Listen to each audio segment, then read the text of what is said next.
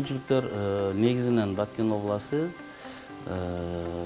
жер жемиштер менен көбүрөөк иштейт. Бул ошол эле биздин белгилүү Баткен өрүгү, анан Баткен күрүчү 20 000 тонна кургатылган Баткен өрүгү чыгат бир жылда.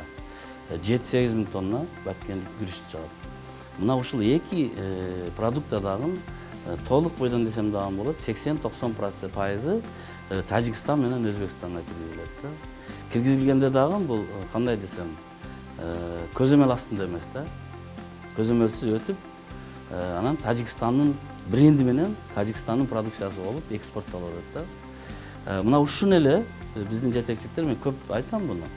Биздин жетекчиликтер ушун эле легальный кылып койсо болот.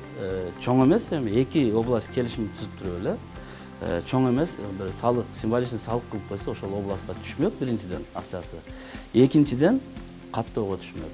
Бүгүнкү күндө каттоодо да жок, салык да түшпөй атат. Как таковой ошол азыктын бардыгы Тажикстандын бренди менен экспорттолуп атат да. Бул аябагандай чоң потенциал бар да берде, иштесе болот. Андан кийин бизде бүгүнкү күндө чоң көлөмдө алма, картошка, анан сабыз өндүрүлөт биздин региондордо. Бунун бардыгы ушул бир 70-80% Тажикстан менен Өзбекстанга киргизилет. Бул жерде дагы ушундай эле потенциал бар. Анан бүгүнкү күндө Тажикстандан аябагандай ишкерлик субъектилери кызыгышы көп болуп атат. Биз менен келип чогуу ишкана ачканга.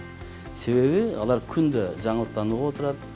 Биздин бизнеске жасалган климатыбыз мамлекет тарабынан аларды аябагандай кызыктырат да. Аларда мунун 1/10 да жок десек болот да бүгүнкү күндө. Мына биз өзүбүз деле бүгүнкү күндө ошол бир Тажикстандын Зода деген ишканасы менен чогуу ишкана ачкан жатабыз. Бул напиток чыгарыш боюнча фруктылардан, кургатылган мөмө жемиштерден, өрүктөн, ушул бүт мөмө жемиштин түрүнөн ушундай напиток чыгарышат. Алар аябагандай мындай чоң компания, мурдатан экспорт кылып жүргөн Россияга, башка мамлекеттерге, Европага чейин. Просто аларда бүгүн ошол бизнеске болгон мамиленин төмөндөп кеткендигинен иштегенге мүмкүнчүлүк болбой атат дейт. Уже бул биринчи жолу эмес, мен бир жолку компанияны уккан жокмун, көп компанияны угат Тажикстандан.